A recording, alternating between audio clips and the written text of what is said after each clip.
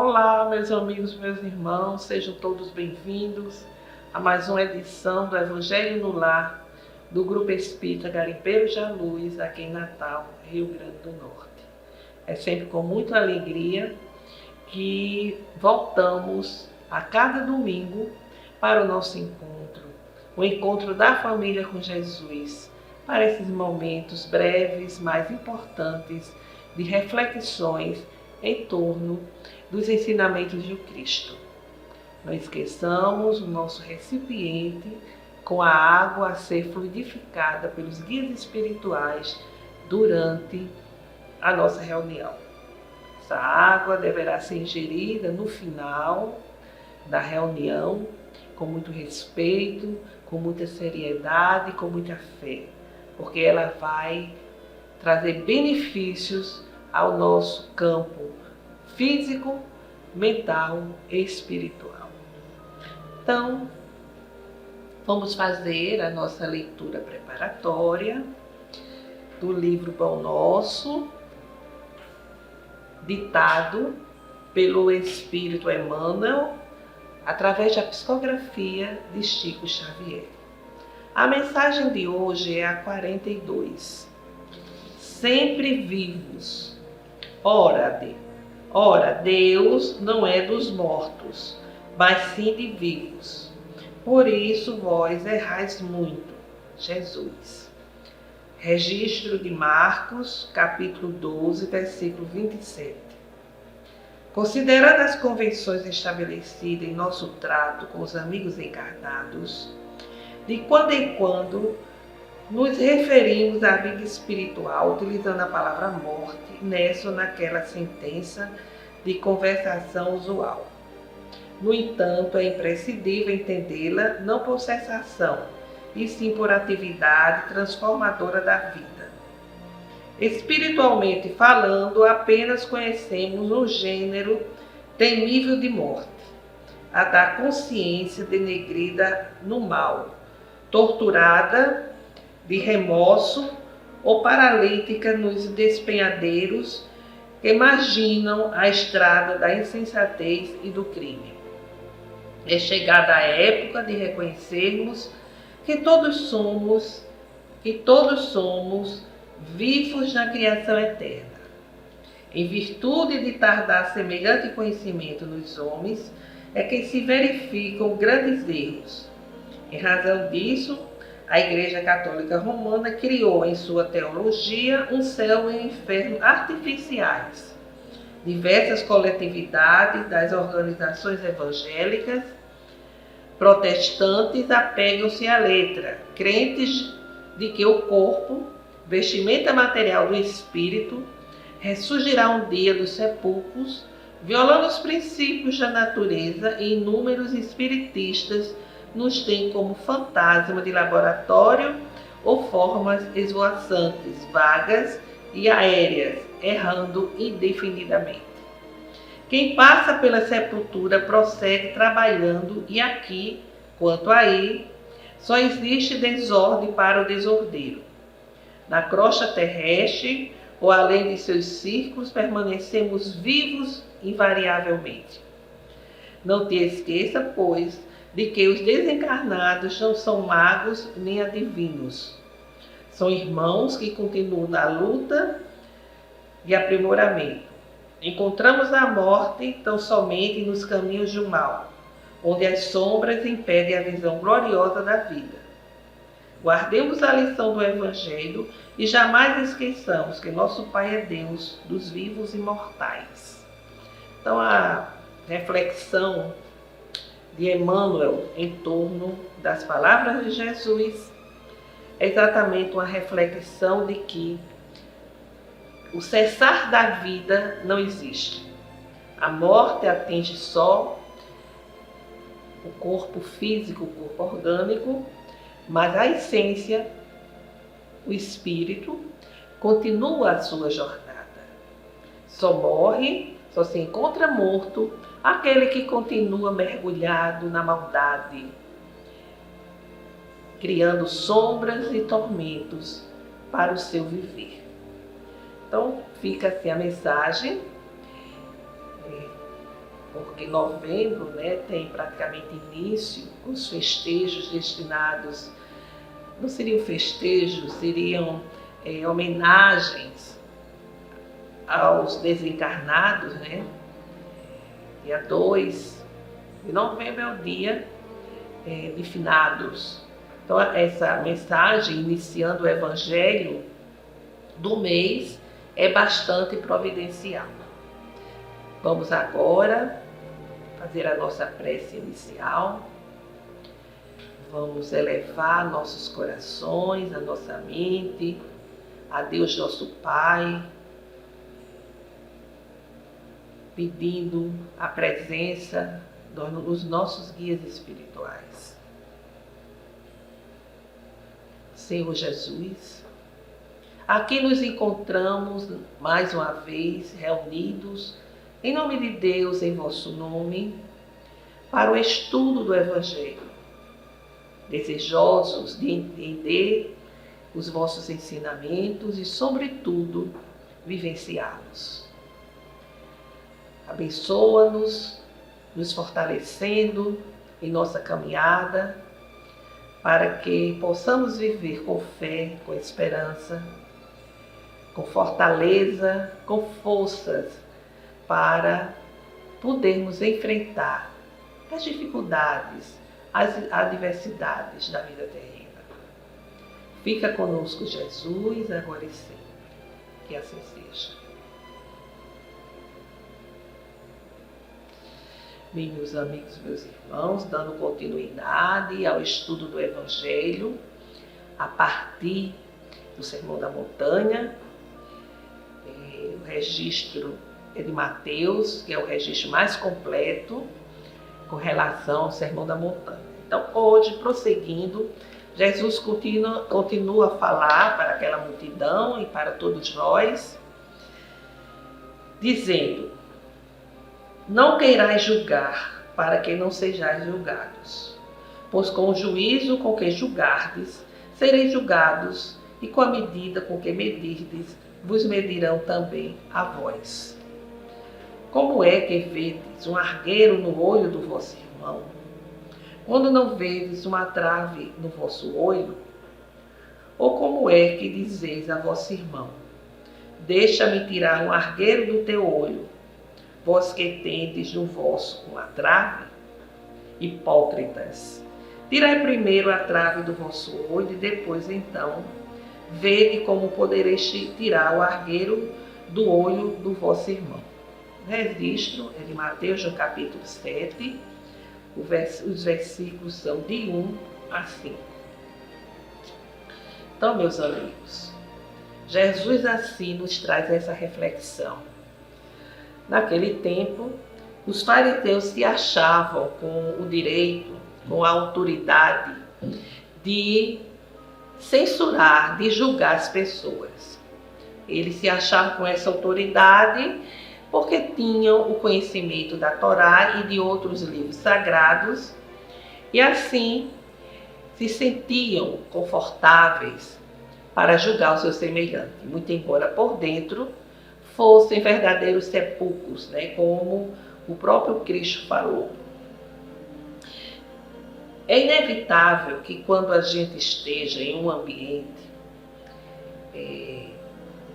diante das ocorrências do nosso cotidiano, o nosso próprio senso crítico e o nosso discernimento proceda à avaliação, proceda uma reflexão, vamos assim dizer, da postura daqueles que estão na nossa convivência, que estão ali no mesmo ambiente. Mas jamais devemos nos tornar o censor das pessoas, o censor da sociedade, porque corremos o risco de nos convertermos assim nesse censor, nesse crítico, apontando as falhas do outro e conduzindo a uma condenação e até mesmo a um castigo. Na verdade, os nossos olhos, eles enxergam, eles refletem, eles fitam aquilo que trazemos em nosso íntimo, que trazemos em nós mesmos. Perceber ali no ambiente, no dia a dia, pessoas vaidosas, orgulhosas, invejosas, é natural. É natural que a gente identifique. Mas os estudiosos da psicologia dizem que quando esses detalhes, esses aspectos nos incomodam a ponto de não conseguirmos ficar no mesmo ambiente daquela pessoa, é porque aquele aspecto que nos incomoda existe em nós mesmos. A mentora de Divaldo, né, a nossa querida Joana de Ângeles, na sua obra que a gente conhece tão bem não, a gente conhece, tenta entender os ensinamentos à luz da psicologia profunda. Tem uma série de livros nesse sentido e ela analisa esse aspecto nosso, esse nosso mau hábito de julgar o outro. E ela nos diz que julgamos alguém apenas, quando julgamos apenas estamos vendo nossa própria imagem projetada. Nós identificamos aquele aspecto que nos incomoda, que nós odiamos, mas não conseguimos vencer. E assim, julgamos o outro, apontamos a falha, no desejo de que, assim procedendo, estaremos nos livrando, nos libertando desse aspecto danoso que existe em nós mesmos. Então, passamos a ferir esse alguém, muitas vezes de uma forma cruel e covarde. Aquele aspecto que a gente não teve ainda as forças necessárias para vencer, para eliminar. Então a gente se projeta, tem raiva, porque está vendo aquele aspecto na outra pessoa e vai exatamente direcionar toda uma ação maledicente com o intuito de expor aquela pessoa, certo?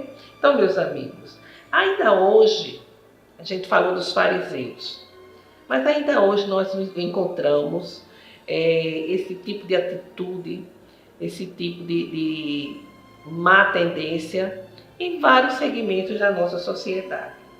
Tem aqueles que se sentem capazes de crescer por uma acomodação mental ou por uma incapacidade moral. Então, tornam-se vigias de seus semelhantes. Seus semelhantes que muitas vezes estão tentando crescer, estão tentando progredir, se libertar das suas sombras, enquanto que aquele que está se ocupando da vida alheia nem sequer despertou ainda para identificar suas próprias sombras. Então, meus amigos, Jesus nos disse: não quereis julgar, para que não sejais julgados, pois com o juízo com que julgardes, sereis julgados, e com a medida com que medirdes, vos medirão também a vós. Aqui está muito claro, nessas palavras de Jesus, a confirmação inequívoca da lei divina, da lei natural, que os hindus chamam da lei do karma, mas que várias correntes espiritualistas denominam a lei de causa e efeito. Lei que, segundo a qual, cada um vai receber em si mesmo os efeitos das suas ações, da sua semeadura. A semeadura é livre, mas a colheita é obrigatória. Nós semeamos e vamos colher.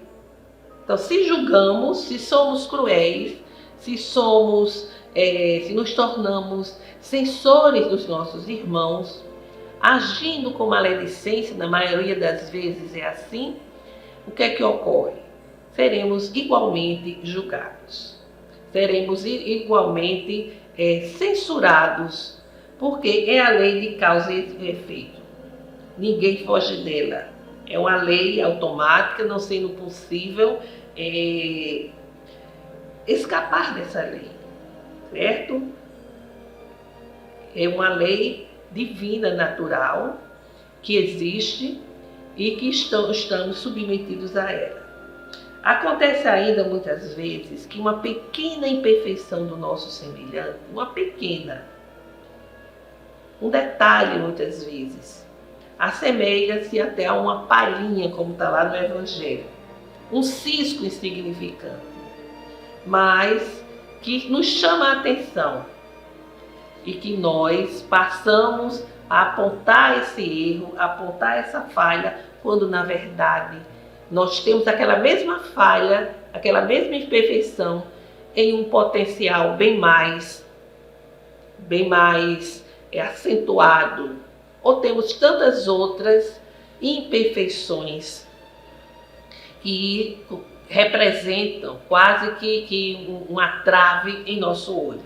E nós não nos damos conta das nossas imperfeições, da gravidade de muitas imperfeições que nos conduzem a tantos erros, que nos conduzem a prejudicar nós mesmos e o nosso próximo, e nos ocupamos de censurar o outro. Isso é uma coisa tão latente em nós mesmos, que nós vivenciamos isso de uma forma automática, não nos damos conta.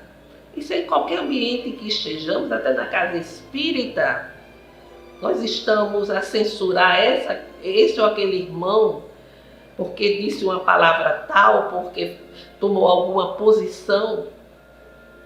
E a gente não faz isso apenas como uma observação para a nossa própria reflexão, para o nosso próprio crescimento. Nós fazemos, na maioria das vezes, por maldade, por exatamente querer sujar, vamos assim dizer, a imagem daquele nosso companheiro. Há pessoas que se sentem bem, se sentem felizes, um ar de satisfação, quando aponta a falha de alguém e essa falha passa a ser do conhecimento de outras pessoas e assim aquele nosso irmão fica, vamos assim dizer, com aquele rótulo. Nós temos mania de rotular as pessoas. Pessoas que a gente rotula porque é arrogante, outra por demais vaidoso, outro tem mania de doença, o outro tem mania de reclamar, é acomodado, gosta de ficar sem fazer nada, não quer colaborar. Ou seja, nós apontamos, nós julgamos o outro e a gente julga pela aparência, porque os fatores que determinam, que envolvem a pessoa em uma determinada situação, nós já conhecemos. O que nós sabemos é que somos todos imperfeitos. Se há um aspecto que nós já vencemos, temos inúmeros a serem ainda vencidos.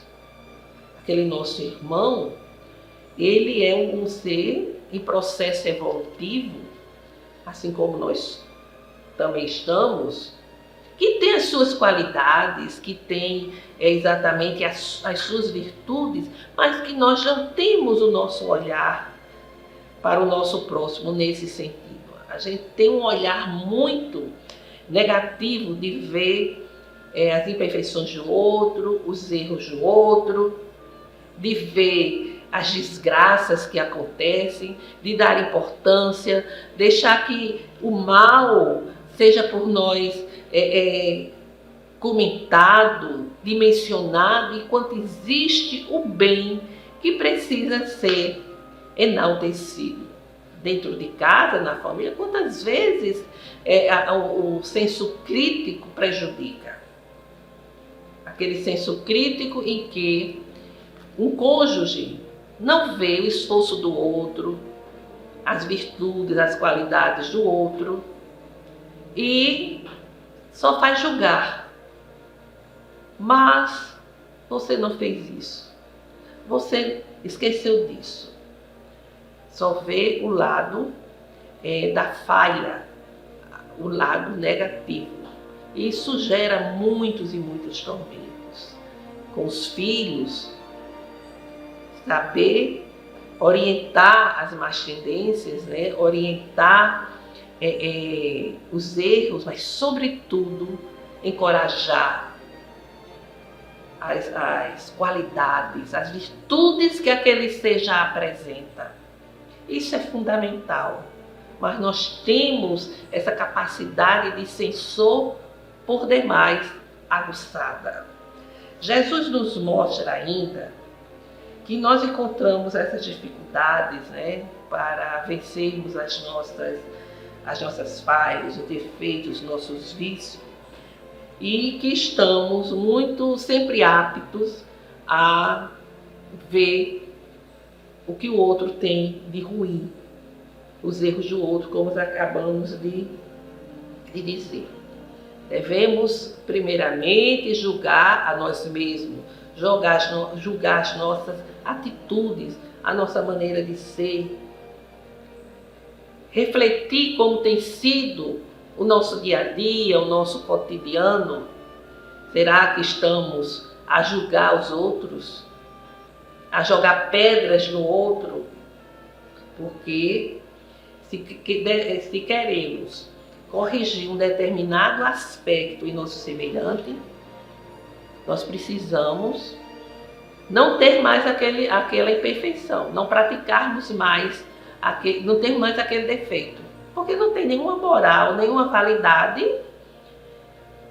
querermos chamar a atenção de alguém, querermos orientar alguém. A intenção é maravilhosa, se primeiramente deveríamos corrigir a nós mesmos. Essa reflexão que Jesus nos traz nos faz lembrar do episódio da mulher adúltera. Aquela mulher que é levada à presença de Jesus porque estava em adultério, pegaram, né? Ela foi encontrada nesse delito, e a lei de Moisés mandava que ela fosse apedrejada em praça pública. Aí eles levam, né, os escribas e fariseus levam a mulher até onde está Jesus. Aí, na verdade, eles queriam testar Jesus. Porque se Jesus não condenasse, seria uma aberração, porque ele estaria desrespeitando a lei de Moisés. Se mandasse executar, a doutrina de amor e de perdão dele iria por terra. Totalmente iria ser desmoralizada. No entanto, Jesus está escrevendo, né, na areia. Deus sabe o que ele escrevia. Será que ele escrevia palavras como perdão, misericórdia, compaixão? Quem sabe? E ele continuava escrevendo e eles indagando, né, o que deveriam fazer, o que é que ele orientava. Então ele tinha se curvado, né, para escrever na areia. Então ele volta à postura inicial, né, e diz: aquele que não tiver pecado, que atire a primeira pedra. Dizem que ele voltou a escrever na areia, e quando levantou a vista não tinha mais ninguém. Só ele, a mulher e os seus discípulos. Dizem que foi saindo um por um, a começar dos mais velhos, porque tinham mais pecado, né? Tinha mais tempo de pecado. E de modo que ele olha para a mulher e diz: onde estavam todos que te condenavam, eles não te condenaram? E ela responde: não, Senhor. E ele dá aquela orientação do irmão maior, a orientação daquele psicoterapeuta. Ele não condena, não censura, e diz apenas: vai, não volte mais a pecar.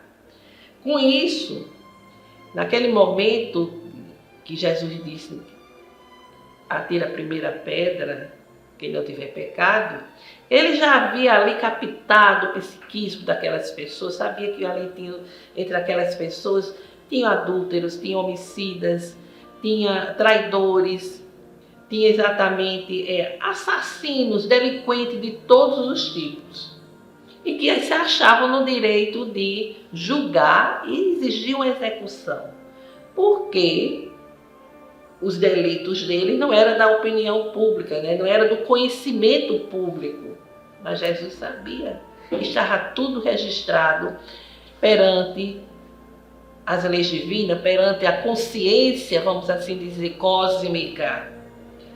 E Jesus, ao dizer para a mulher, vai e não voltes mais a pecar, Jesus dá a oportunidade daquela criatura se reformar, se reabilitar, tomar um outro caminho, tomar uma outra conduta, porque quantas vezes a pessoa entra num erro, num comportamento equivocado, se arrepende e não tem com quem contar. Não tem quem lhe dê a mão para prosseguir firme no caminho reto, no caminho correto. E vai ficando nessa situação porque as pessoas egoístas, elas não sabem o que é solidariedade e fraternidade. Mas naquele momento, ela estava diante do Mestre. E Jesus, ao dizer, vai, não voltes mais a pecar, ele está dizendo, assuma as consequências do seu comportamento equivocado, volte a caminhar, a enfrentar os obstáculos da vida, as dificuldades da vida, mas procurando agir conforme as leis que regem o universo, que são as leis de amor, de justiça e de caridade. A proposta do Mestre é a proposta viva para todos nós, para os dias de hoje. É exatamente o que falta ao mundo, essa consciência de que todos somos imperfeitos, mas somos espíritos imortais, que através do processo da reencarnação estamos a retornar ao plano material para corrigirmos os erros, para vencermos a nós mesmos, para eliminarmos de nós as imperfeições, tudo aquilo que nos faz errar, tudo aquilo que nos leva a atitudes equivocadas. Assim, a solidariedade e a fraternidade deveriam estar presentes, deveriam exatamente nos conduzir a dar as mãos, a ajudar uns aos outros a vencer as adversidades do cotidiano. Então, meus amigos, temos assim a reflexão para a semana, uma reflexão muito atual, que nos alcança no nosso mais profundo íntimo, a agirmos de uma forma mais cristã. Então, façamos agora as nossas vibrações, que significa doar um pensamento, um sentimento de amor, de saúde, de paz, que possa assim formar ondas em benefício da vida. Senhor Deus Pai, aqui rogamos, Senhor, pela paz do mundo, pelo entendimento entre as nações, para que o egoísmo, a ganância, deixem de fazer tantas vítimas. A violência, os conflitos mundiais e das pequenas cidades, das periferias. Rogamos pelo nosso país, para que os governantes tenham um olhar mais complacente diante de tanto sofrimento que existe nas camadas mais necessitadas. Rogamos pelo fortalecimento da doutrina espírita, dos seus postulados kardecianos e no Evangelho do Cristo. Pedimos também pelo perdão, pela concórdia, junto daqueles que não sintonizam conosco. Pela recuperação, pela saúde, nossos familiares, parentes e amigos que se encontram na enfermidade. Rogamos por todas as famílias, para que o Evangelho do Cristo chegue aos lares, levando harmonia e entendimento aos corações. Façamos agora um breve silêncio, para que cada um possa apresentar as suas próprias rogativas.